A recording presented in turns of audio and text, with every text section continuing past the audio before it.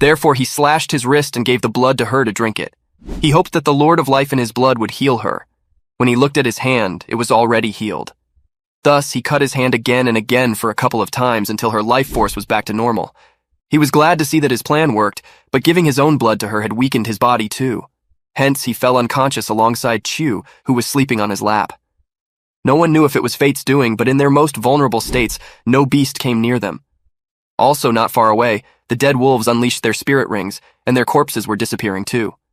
Meanwhile, some distance away, Yongyue sensed the sound of a bomb coming from one direction.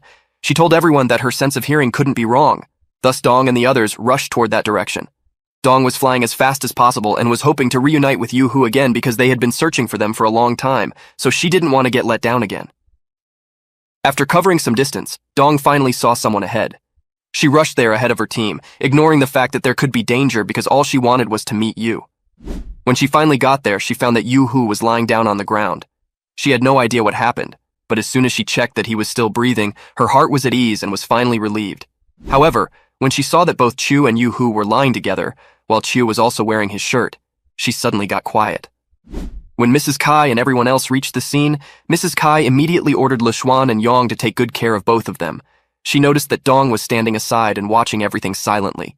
She went to her and explained the situation that Chu might have gotten injured in a battle, so to aid her wounds, Yu Hu must have healed her. She told Dong to not overthink too much and believe in Yu. However, she was surprised to see that Dong smiled with clear eyes and said that she believed in Yu Hu and that Yu Hu wasn't that kind of person. Mrs. Kai patted her in appreciation and said that Yu Hu was lucky to have such an understanding girlfriend like her. Both Yu Hu and Chio's wounds were treated carefully, and they were left in their tents to rest.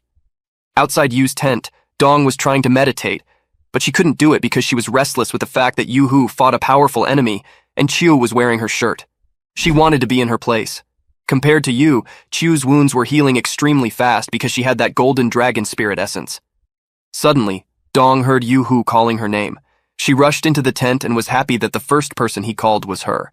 They hugged each other instantly, and Dong asked him why he didn't stay with the team and why he didn't bring her along when going alone. However, Yu Hu didn't answer and embraced her by hugging her even more tightly. Dong's heart was filled with thankfulness for his love. While they were having their quality time, someone from outside the tent called them to come out. They quickly separated and went outside. Yu Hu was glad to see that Mrs. Kai and everyone else were standing in front of him safe and sound. Mrs. Kai asked about his health. He said that his body was still weak because he fought too hard last night. He then asked about Chiu's health. She replied that her life was out of danger because of his immediate first aid. Mrs. Kai then asked him about the details of last night. He told everyone the events that happened from saving the cub to fighting the evil spirit master to fighting the werewolves, except for the part of his and Chiu's fusion and him giving his blood to save Chiu's life. Mrs. Kai was furious upon hearing his story and scolded him for daring to fight the 8-ringed spirit master alone. However, she put that matter aside and asked him to release the frozen cubs before they died. He quickly released those cubs from his soul storage device, but they were still frozen. When everyone asked him if they would survive, he said that the ice wouldn't kill them. As he had learned CPR from his training, he instantly made the cubs breathe. When the cubs regained consciousness, all the ladies were stunned by their cuteness, while Mo Xuan and Yang were gossiping about whether the cubs drank milk or something else. Suddenly, Chu came out of her tent and said that the Dreadclaw bear cubs didn't drink milk. Instead, they ate meat from the day they were born, and their first meal was always the umbilical cord and placenta. Her answer solved the confusion among Mo and Yang. However, when Mrs. Kai saw Chu, she asked her whether she was doing fine. She nodded, and then looked at Yu. She was somewhat sad watching him holding hands with Dong. Although Yu Ho thought that Chu would never know about the things that happened while she was unconscious, one of the 3 Gold Dragon lineage innate abilities was that all the events that happened while the person was unconscious were recorded in its body. Therefore, Chu knew about Yu Hu saving her life by feeding his own blood to her. While Chu was looking at Yu, Dong left Yu's hand and started going toward Chu. Yu Hu was worried that she might do something stupid, but she told him that he didn't have to worry. Yu Hu didn't know what to do but to trust her.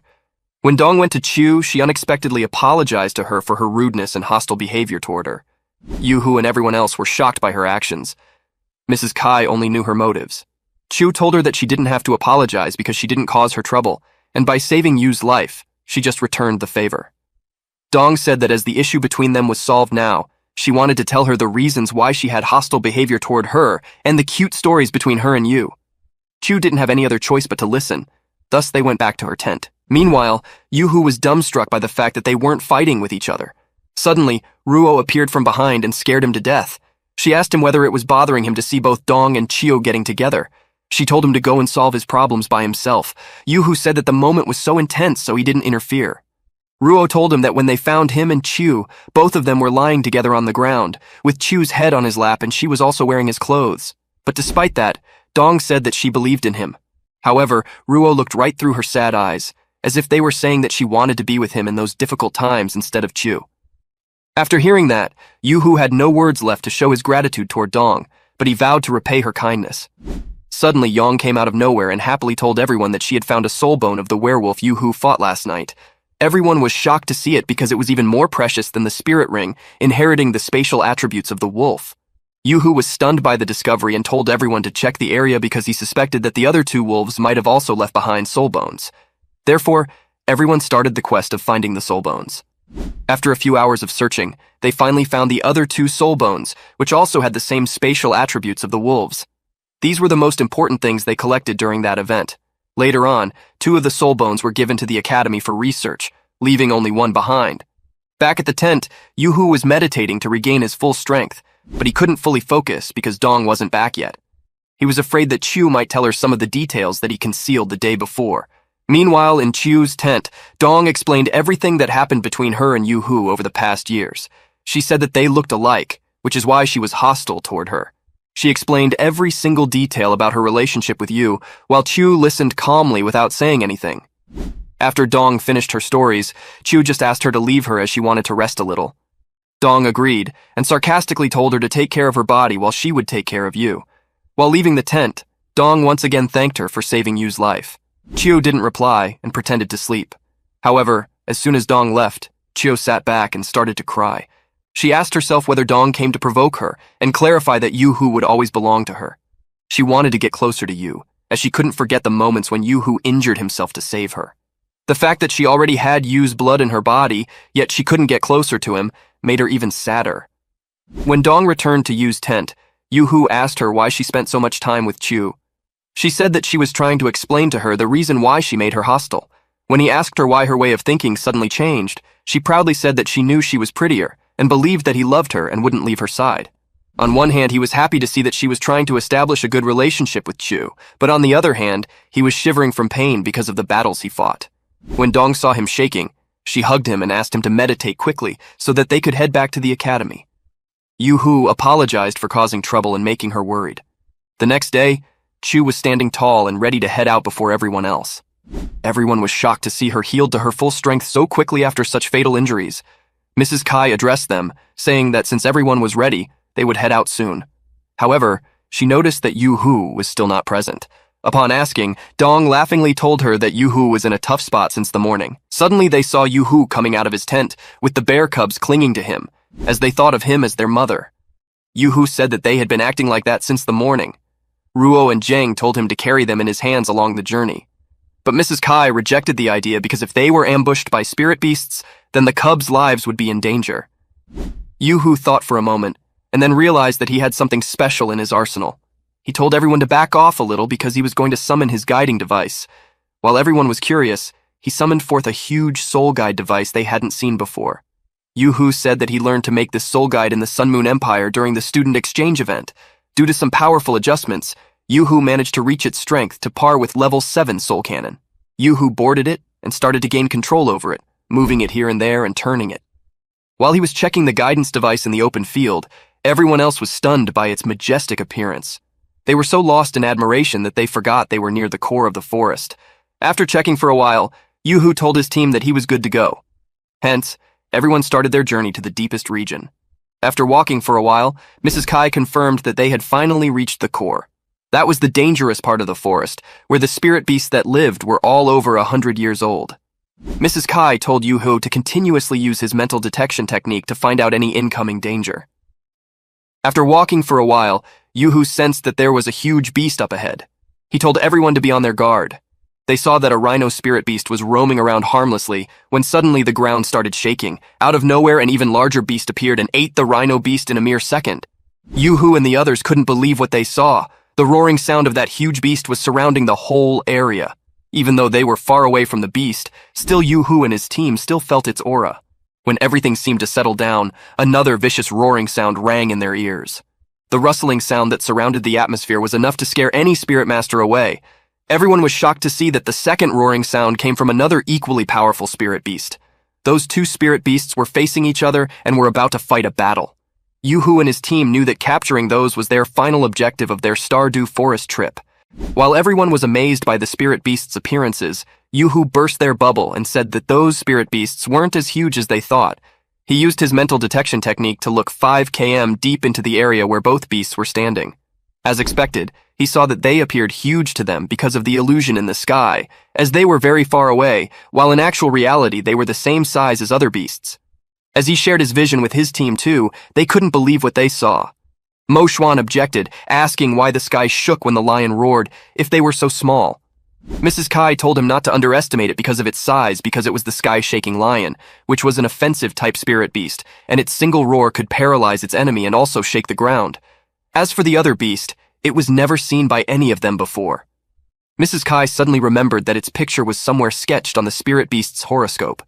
By taking a closer look, she noticed that its physical attributes were the same as the long-extinct spirit beast called Silverbone.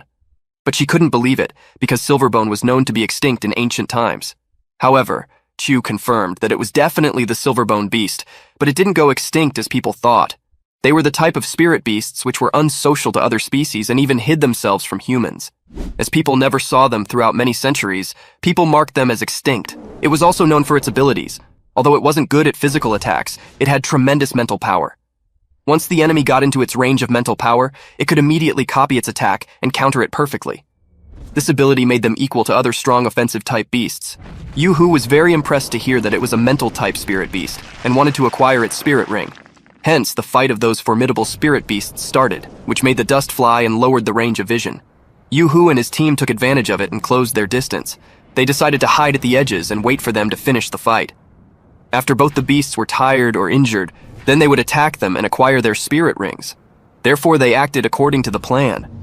However, when they got closer, they saw that the Silverbone was severely injured, while the sky-shaking lion didn't even have a scratch on its body.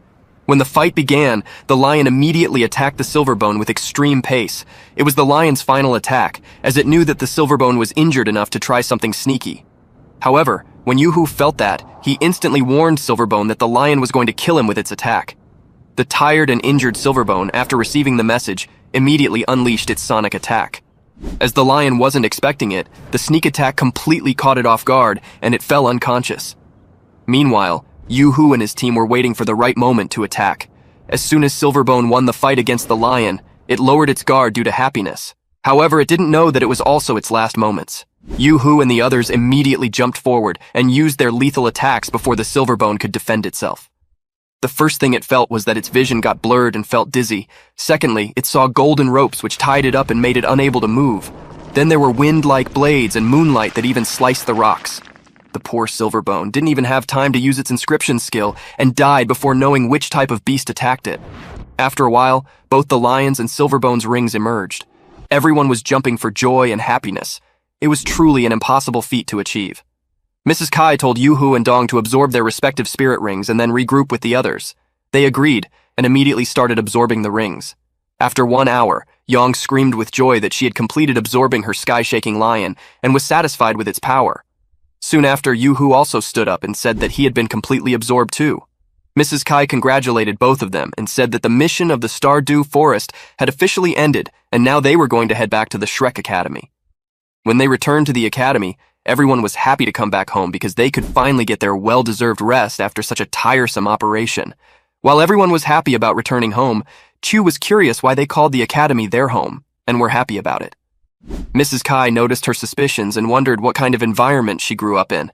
However, everyone went to their respective dormitories to get some rest. The next morning when Yu-Hu woke up, he was scared to death by finding Dong in his bed. He wondered what she was doing in his room.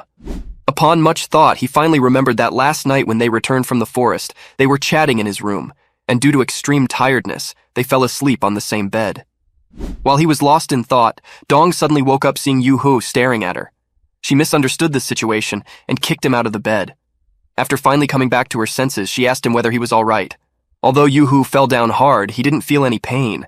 Upon looking, he saw that he was lying on top of the bear cubs. He immediately stood up and asked Dong why she let the cubs in.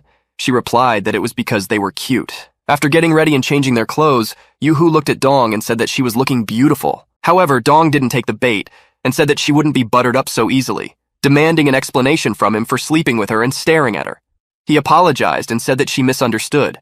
However, she didn't listen to him and decided to punish him anyway. However, the punishment wasn't something harsh, but was more like a request to him. She said that whatever happened, he would belong only to her and would be obedient. In return, she would give him food, drink, and even let him follow her.